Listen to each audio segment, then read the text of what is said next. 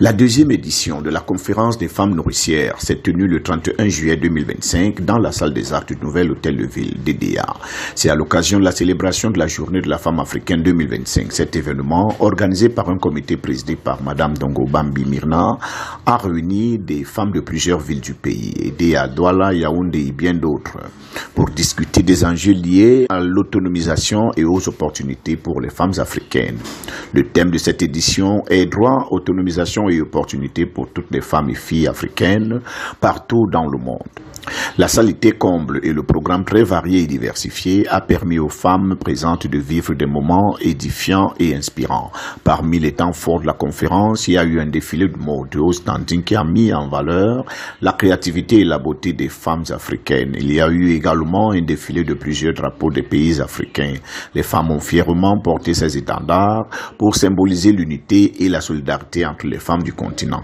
Ce défilé a été suivi d'une prière en faveur des femmes de chaque pays africains afin qu'elles puissent émerger, être épanouies et entrer dans une dimension plus reluisante de leur vie. La conférence a été également l'occasion de remettre des prix à 10 femmes qui, malgré leur travail dans l'ombre, ont un impact considérable dans leur communauté dans divers domaines tels que la restauration, la santé, la politique et l'éducation, la femme d'intérieur. Ces femmes qui sont des exemples de détermination et de résilience ont été honorées pour leur contribution à l'émergence de la société. Des autorités ont accompagné les femmes nourricières dans cette activité. Le délégué départemental de la femme et de la famille, Paul Bernard Diop, le maire de la ville d'Edea, Dr Albert Emmanuel Ned, et bien d'autres autorités politiques et administratives.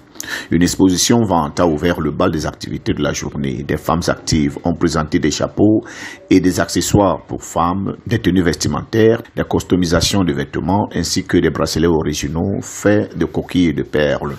3 oratrices ont partagé leurs réflexions et expériences avec le public. Madame Lynn Baptiste Francine, présidente des femmes et filles nourricières, a axé son propos sur le thème « Comment investir dans sa vie en tant que femme » en utilisant l'exemple de Jaël dans la Bible.